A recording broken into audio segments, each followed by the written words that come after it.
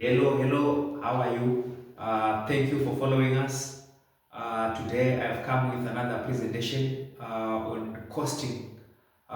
This is part of our business studies syllabus code 9609. So I see many students have a challenge with this topic, so I decided to make a presentation on it. So before we go any further, I'd like us to know that there are basically two methods of costing that we are required to know for business studies. There is what we call full costing method, which calculates the average cost of production. So what you're simply doing there is you are required to add all the total variable cost and the total fixed cost. Then you divide by the number of units produced to get your unit cost of production. So that is called full costing method. And then there's what we call the marginal costing method, which calculates contribution. Okay, so if you actually want to get more about that one, just revise your theoretical notes on marginal costing and full costing. And please note the advantages and disadvantages of each of these methods as methods of costing. So I would like us to look at this scenario that I have here, which I have taken from your activity in the textbook that we're using. This one is about a firm that is producing three products, and the products are X, Y, and Z. So, should product Z be stopped? The following information is available about a business that produces three products, X, Y, and Z. And we're given information about the direct labor cost, the direct material cost, the price per unit, the current output also. And we're also told that total overheads are 10,000. Shared is 30% goes to X, Y takes 50%, and Z takes 20% of these overheads. Remember, this is what we call apportionment of overheads. Overheads are apportioned between these products on the basis of 30% going to X, 50% going to Y, and 20% going to Z. Then the first question says, calculate unit contribution. If you remember from break-even analysis, contribution is calculated by saying selling price minus the variable cost per unit. Okay? That's our unit contribution. So which means that if you're looking at, for example, X here, our selling price for X is 20. So we're going to say $20 minus our variable cost per unit are what for X? We have 5, which is for the direct labor cost, and 4, which is for the direct material cost, which gives us 9. So it's 20 minus what? 9, which gives us 11. That's our unit contribution for X. Then for Y, our selling price for Y is 30. So we're going to say 30 minus our variable cost per unit for Y are 7 plus 12, which is 19. So this gives us also, again, another $11 is our unit contribution. And then for Z, it's what? The selling price is 21. So 21 minus 9. 9 plus what? Plus 10, which is 19. Okay, which also gives us how much? 21 minus 19, which gives us contribution of what? Of $2.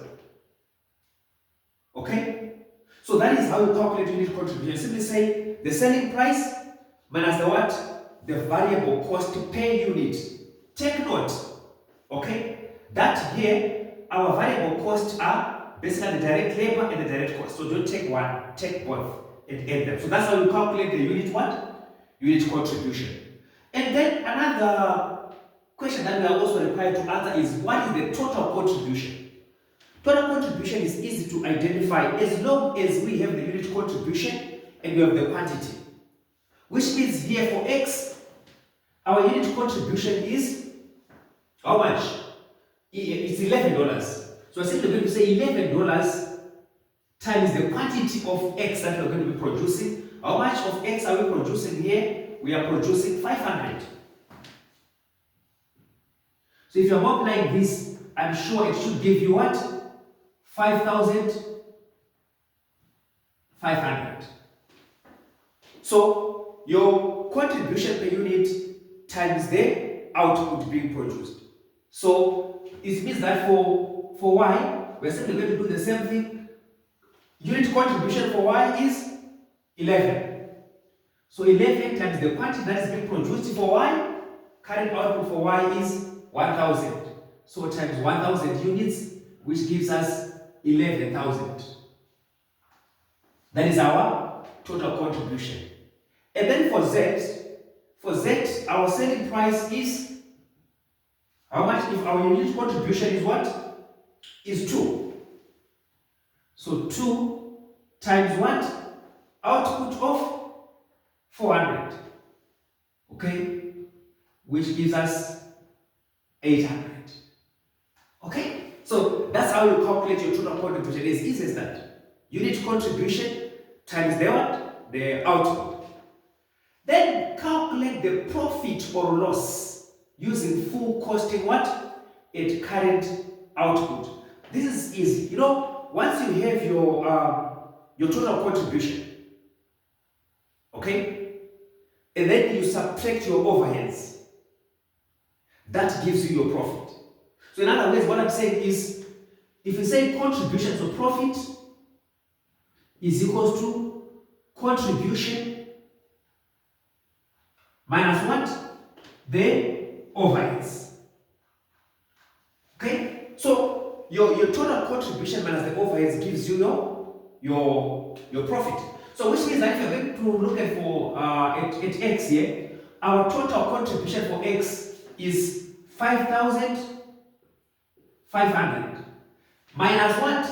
Overheads. The overheads are 10,000 in total, but they are being shared between X, Y, and Z. And X is taking 30%. 30% of 10,000 is 3,000. So it means that X is paying what?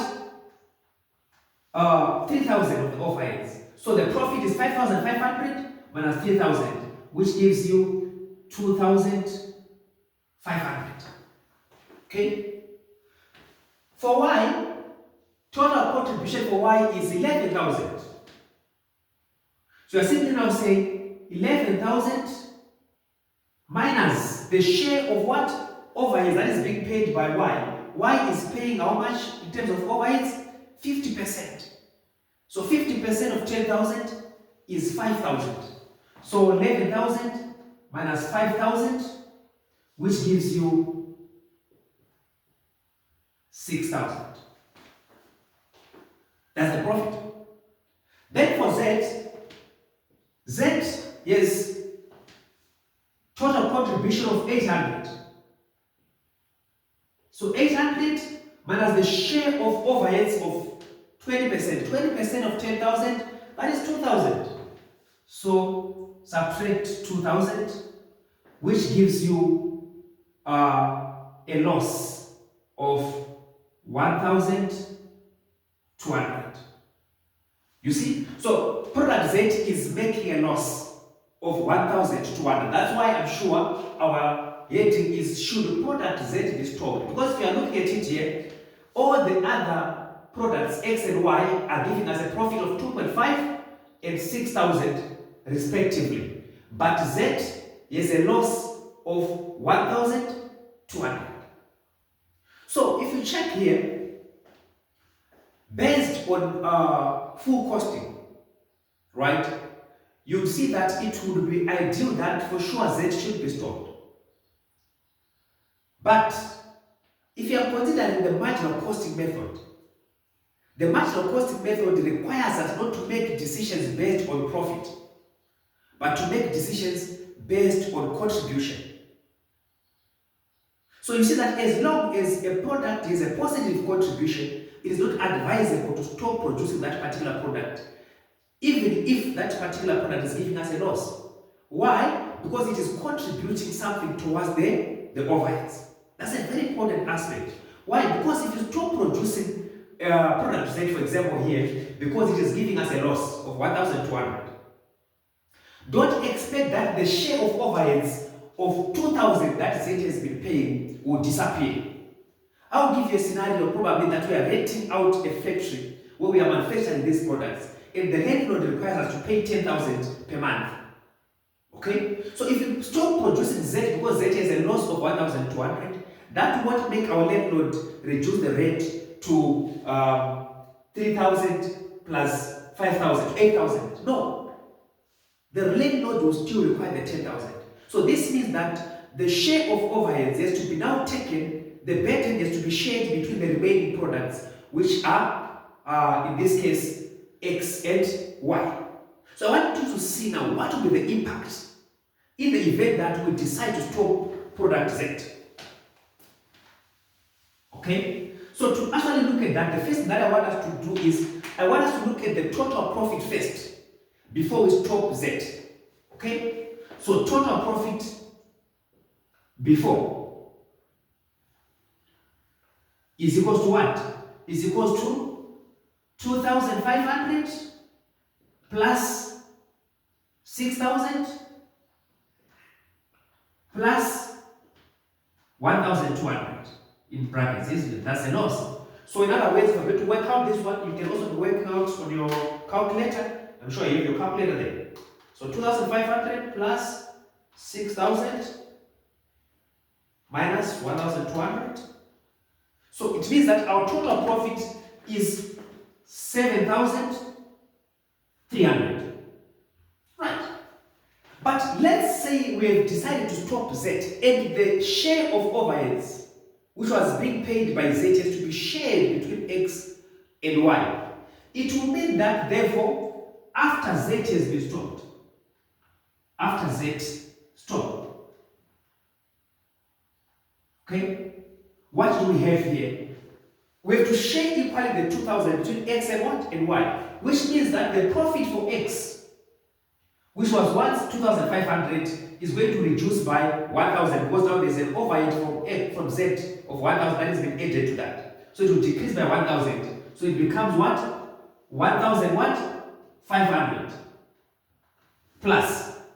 And the profit that was made by Y of 6,000 also decreases by 1,000 because it's now also, the price is now taking the share of overhead that was once being carried by Z. So it becomes 5,000. Right? So the total profit becomes 6,500, which is lower than the 7,300. So you see that here, even if Z was making a loss, it is advisable to continue to produce Z, because the profit with Z is higher at 7,300 than after we have stopped what? Z here, which gives us 6,500, which is less. I would also want you to also think about other aspects. Despite this, look, there are other workers who are working, producing Z. If you stop it, what happens to them? They lose their jobs. There's machinery that we've been using to make Z. If you stop it, what happens to that machinery? It becomes idle. So you have to consider all those aspects. So this is what I can say about marginal costing. Follow us in the next segment for other presentations on finance topics. Thank you.